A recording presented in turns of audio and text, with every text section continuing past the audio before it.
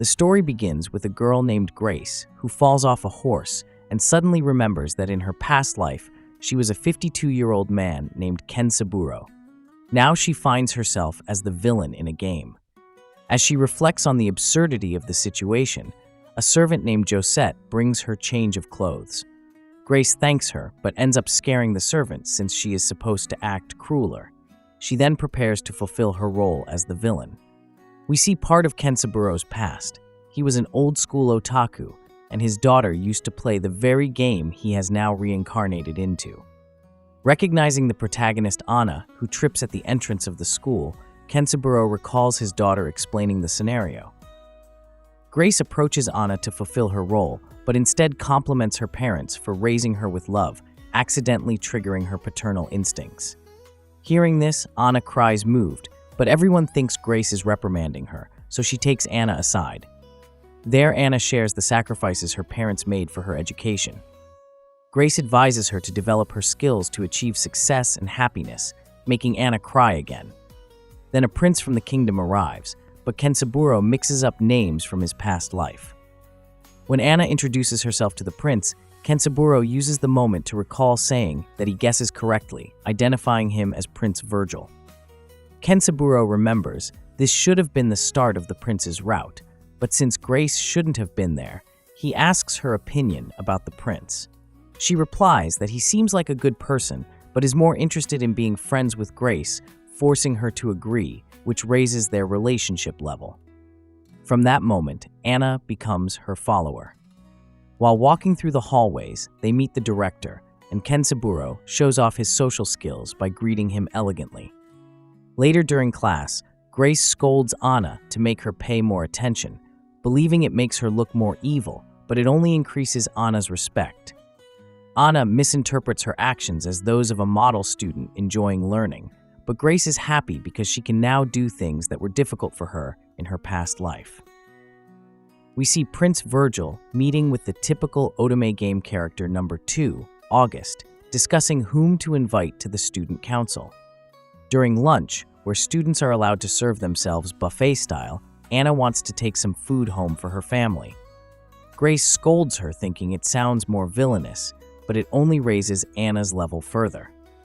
At that moment, they notice other students complaining that staff isn't serving them food. Ken Saburo considers this behavior rude rather than villainous and demonstrates how everyone should elegantly serve themselves. The second chapter begins with Ken Saburo in his past life, proud that his daughter turned out to be an otaku like him, buying merch to support capitalism. After a normal workday, they talk about an anime project, reviving his superfan instincts. On his way home, satisfied, he sees a truck about to hit a child, jumps to save him, and gets a ticket to another world where an old man becomes the villain of a game. Truly, these isekai stories are getting crazier. Ken Saburo grows accustomed to his new life as Grace, but worries about not knowing enough about Otome games, such as different routes. Then Prince Virgil introduces the members of the council with aristocratic names. August, the red-haired head of security we've already seen, Richard, the silent vice president, and Pierre, the secretary. He also mentions others who aren't present. Afterwards, Ken Saburo decides to fulfill his role as the villain and interfere with Anna's romance, but doesn't know how. When Prince Virgil asks Grace her opinion about whether Anna should join the student council, she logically responds that despite being humble, her achievements speak for themselves. August is surprised, expecting a more classist response, making Ken Saburo realize his mistake. He imagines demanding strict adherence to high society norms mercilessly, but when he tries to deliver his monologue, he ruins it by sounding too kind, motivating Anna and raising her level again. Now all council members glow and accept her without problems. Outside, Ken Saburo wonders which route to choose, but forgets the names and postpones the decision. Later, they have their first practical magic class. The teacher demonstrates and explains that spells must be written in ancient letters so non-magical people can't read them, as some words contain mana called verbalism, and the older and richer the word, the better. Upon hearing this, Grace uses Japanese kanji in her practice, and it works, giving her a unique style of magic. One of her classmates creates a golem that goes out of control and heads toward Anna's magic circle, since she has a lot of mana. Since the spell cannot be deactivated until completed, Grace writes on the circle, turning off the golem and solving the problem. Next, we see Josette, who thinks something is strange about Grace. She overhears other servants saying Grace fired everyone, but remains kind until the day she fires them. When Josette drops Grace's tea, seeing her kindness, she apologizes and asks not to be fired, but transferred somewhere she can continue working. Kensaburo, experienced with childhood imagination, understands the situation and explains they won't sell her. Since Josette remains confused, Grace switches to Plan B and gives her candies, making her forget the situation. They then visit a dwarf named Wands, or Wands, to see if he can repair the teapot. He says it will take about 20 minutes, and Kensaburo, curious, stays to watch. When the dwarf finishes, he reveals that little Grace used to come often to watch him work. We see Grace's memories of how she changed when she started lessons on how to become an aristocrat, becoming more demanding of herself and others. Grace then asks the dwarf if she can return another day, and he agrees. A few days later, Grace asks the dwarf to build an abacus. The halls of the Royal Magic Academy serve as the setting for the Otome game. The student council, led by Prince Virgile, consisted of hand-picked students. Kenza struggled to remember everyone's names without a cheat sheet. This was a school for aristocrats, where council members were chosen based on talent and social standing, preparing them to govern the student body before taking powerful positions in the kingdom. Kenza noticed that romantic interests in Otome games often had elaborate hairstyles, unlike background characters. He concluded that flashy hairstyles were linked to popularity. Considering Anna's opinion on hairstyles might influence her romantic choices, he hoped she'd end up with someone who made her truly happy. Prince Virgile seemed friendly, but judged people based on their usefulness to the kingdom, making it challenging for the protagonist to gain his attention. Observing Anna and Grace working on the budget, the prince noted Grace's recent improvement, though their engagement was politically motivated rather than romantic.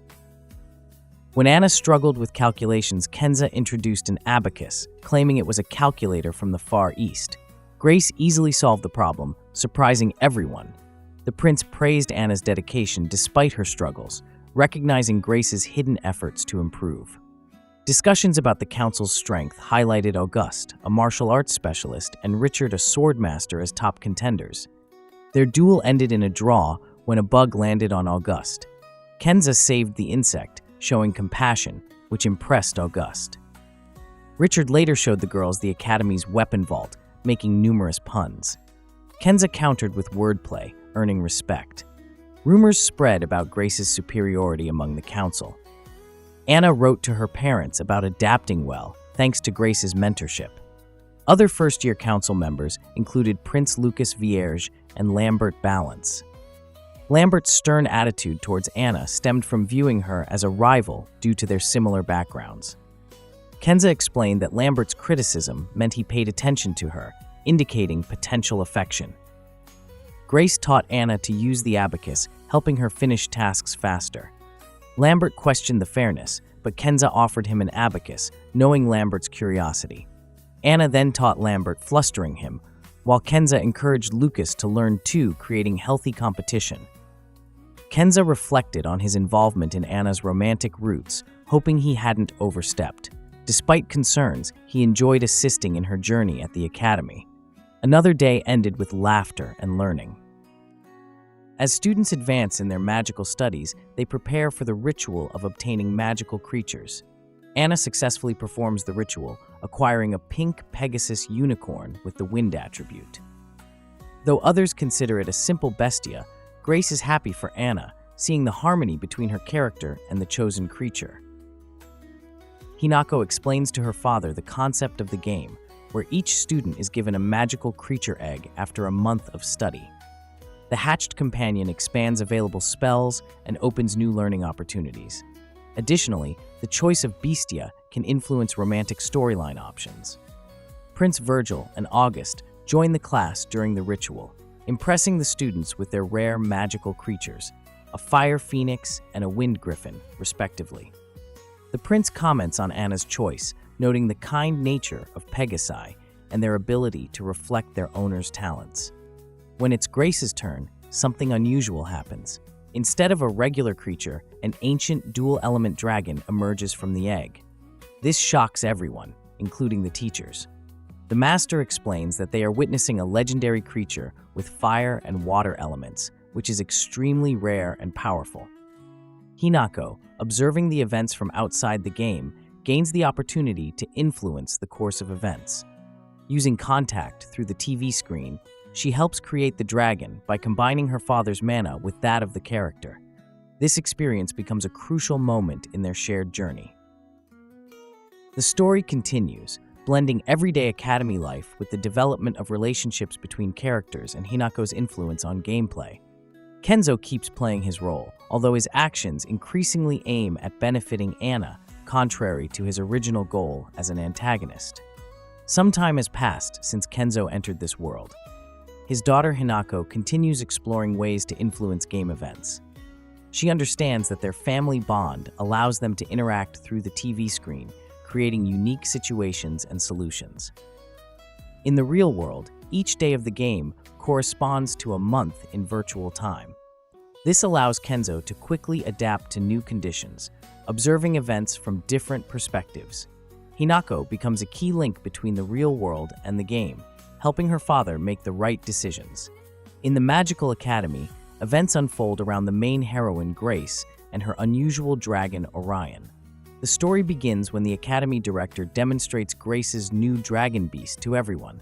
He notes that in all his years of teaching, he has never encountered a dragon with two kinetic attributes, fire and water.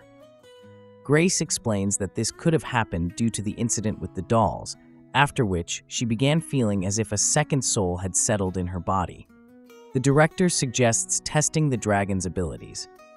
At first, Orion successfully attacks the target with fire, but experiences difficulties with water magic. An important feature is revealed here. Only Grace can see her beast's statistics and change its attributes through a special menu. After switching the attribute to water, the dragon successfully releases a powerful stream of water. The director is amazed by the creature's uniqueness and invites Grace to participate in the annual magic exhibition. Grace's friend Anna decides to support her and help prepare for the exhibition. Other students, Virgil and August, join them.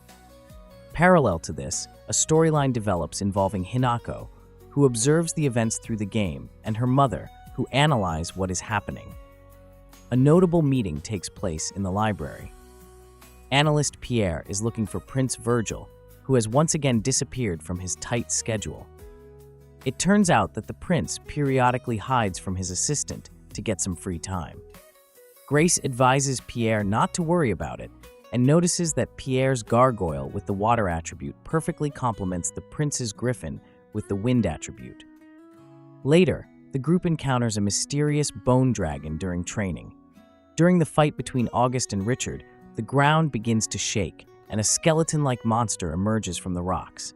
The young people try to deal with it using their beasts, a phoenix and a fish-like creature. Observing the battle, Grace creates a new spell that enhances the participants' beasts' abilities. Thanks to this, their pets transform, the phoenix becomes a shield, and the fish beast turns into a sword. This allows them to quickly defeat the bone dragon. After this, August and Richard swear eternal loyalty to Grace. However, preparations for the exhibition are complicated by the appearance of a group of girls who try to force Anna to give up her role as Grace's assistant. They claim that it looks bad for a duke's daughter to work with a commoner, and even hint that Anna speaks ill of Grace behind her back. Anna shows character and says that her family owns a famous bakery and has connections in the city. She warns the gossipers that if they are ready to slander others behind their backs, they will do the same to them. Having overheard this conversation, Grace elegantly resolves the conflict by linking the girls' behavior to their families' reputations.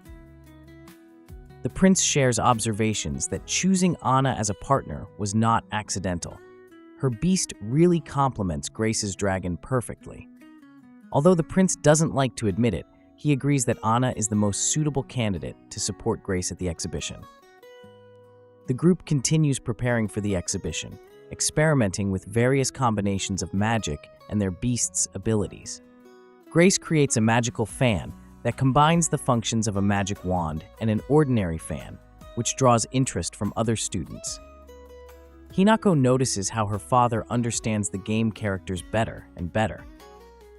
On the eve of the exhibition, the group conducts intensive training, perfecting the synchronization between magical creatures and their masters.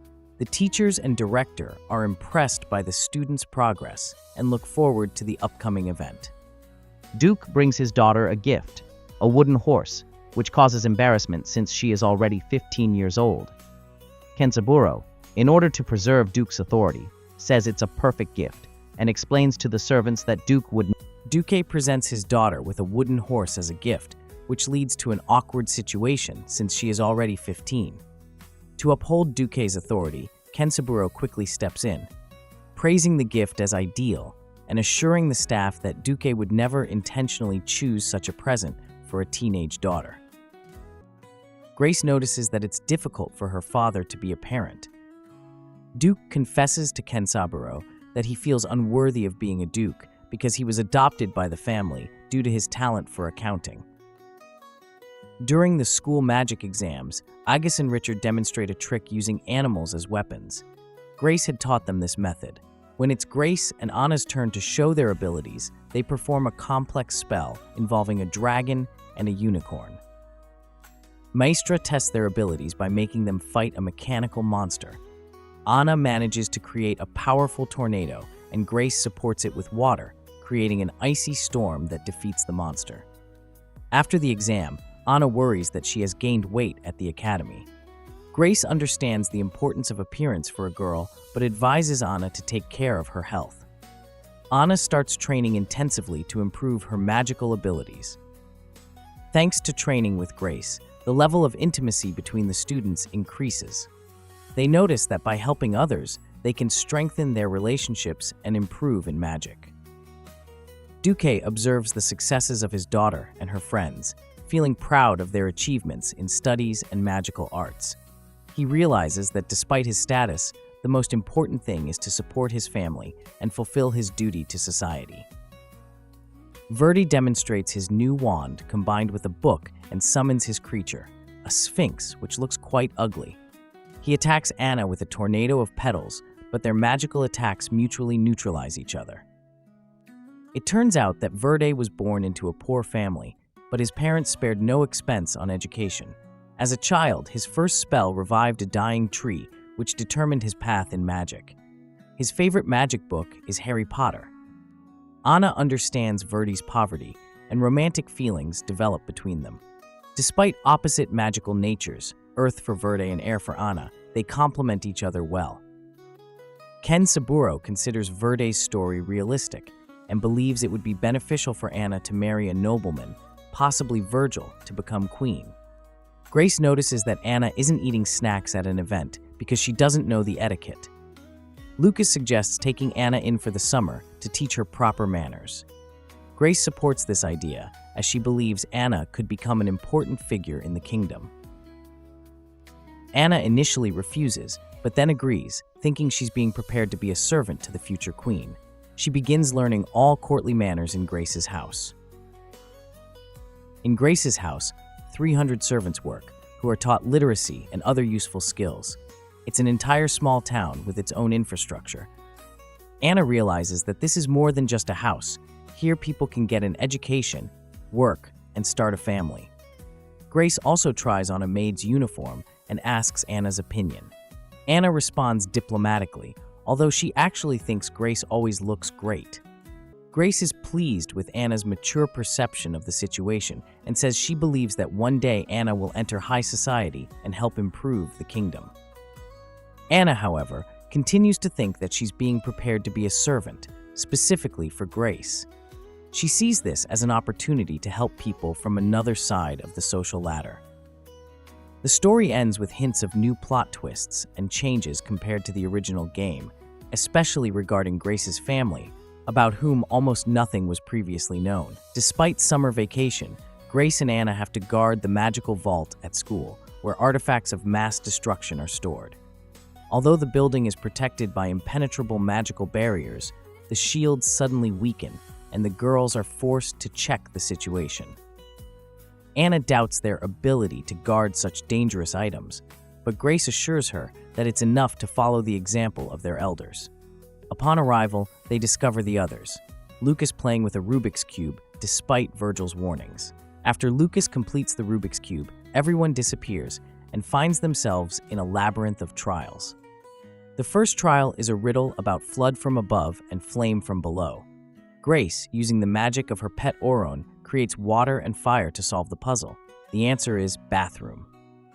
When Lambert appears, it turns out that each trial must be completed with a different one of Anna's suitors. The next riddle from the Sphinx is about a person going through the cycle of life: 4 legs in the morning, 2 during the day, 3 in the evening. Grace helps find the solution. Pierre appears with the task of lighting a torch through mirrors. He suggests using ice, but is afraid of heights. Grace helps again, taking on the dangerous part of the task.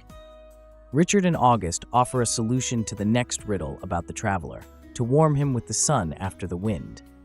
Grace sings an appropriate song to lure out the traveler. Although the team successfully passes the trials, some characters begin to show romantic interest in Grace. Hinako, observing from the real world, worries about this development and tries to help her father escape faster. To speed up the process, they decide to use a trick with disassembling the Rubik's Cube, which Hinako remembers from her father, removing parts and reassembling them. After Anna honestly assembles the cube, the group returns to the artifact room. Everyone thanks Grace for helping solve the puzzles and uncovering the secret of the cube. Despite attempts to avoid it, most characters still begin to develop romantic feelings for Grace, including the main heroine. Subscribe to keep up with next week's road. But for now, watch this next video. I'll see you all in the next one.